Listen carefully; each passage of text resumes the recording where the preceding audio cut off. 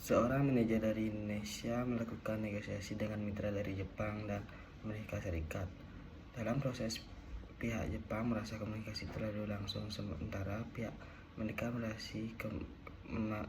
merasa komunikasi terlalu berbelit. Yang pertama, menganalisis perbedaan gaya komunikasi dari ketiga budaya tersebut.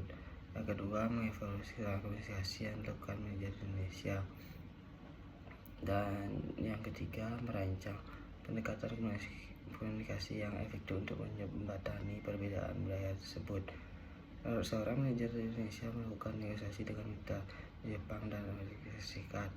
Dalam proses, pihak Jepang merasa komunikasi terlalu langsung, sementara pihak Amerika merasa komunikasi terlangsung berbelit. Memang budaya di Jepang itu budaya Jepang melakukan terlalu langsung itu karena budaya Jepang itu punya budaya yang basa-basi dulu, dan di budaya di Amerika itu langsung to the point.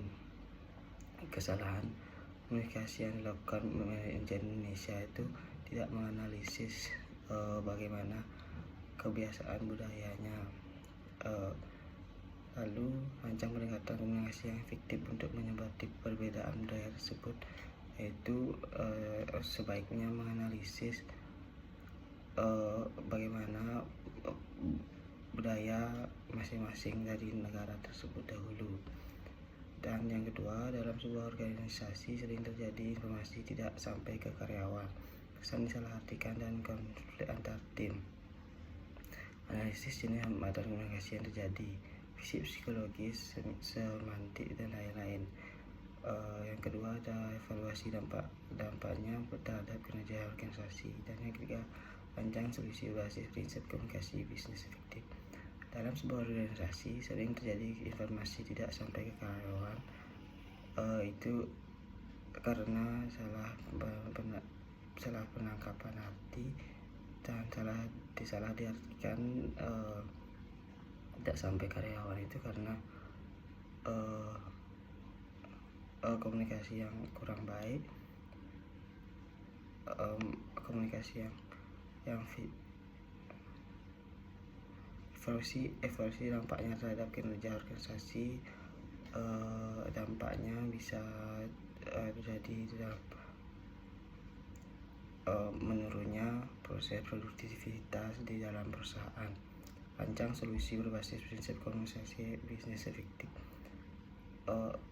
Solusi yang baik itu seorang pemimpin harus menganalisis bagaimana metode berkomunikasi dalam organisasi yang baik.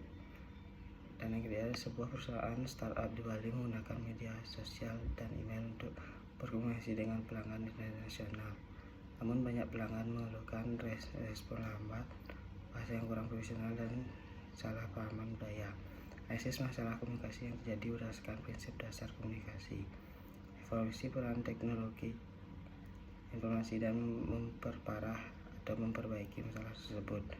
Jelaskan bagaimana perbedaan budaya dapat memicu kesalahpahaman. Sebuah perusahaan startup di Bali menggunakan media sosial dan email untuk berkomunikasi dengan pelanggan internasional, dan banyak pelanggan melihat respon yang lambat. Analisis masalah yang terjadi berdasarkan prinsip dasar komunikasi, yaitu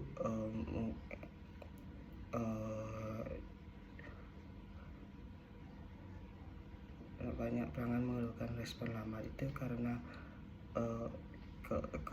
keterbatasan dari karyawannya yang kurang cepat tanggap, bahasa yang kurang profesional. Itu mungkin dalam komunikasi bisnis itu bisa dipelajari bagaimana yang bahasa profesional.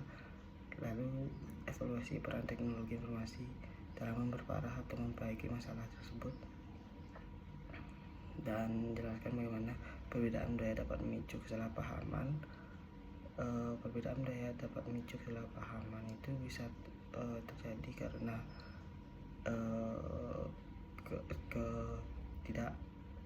ketidakmauan memahami budaya masing-masing.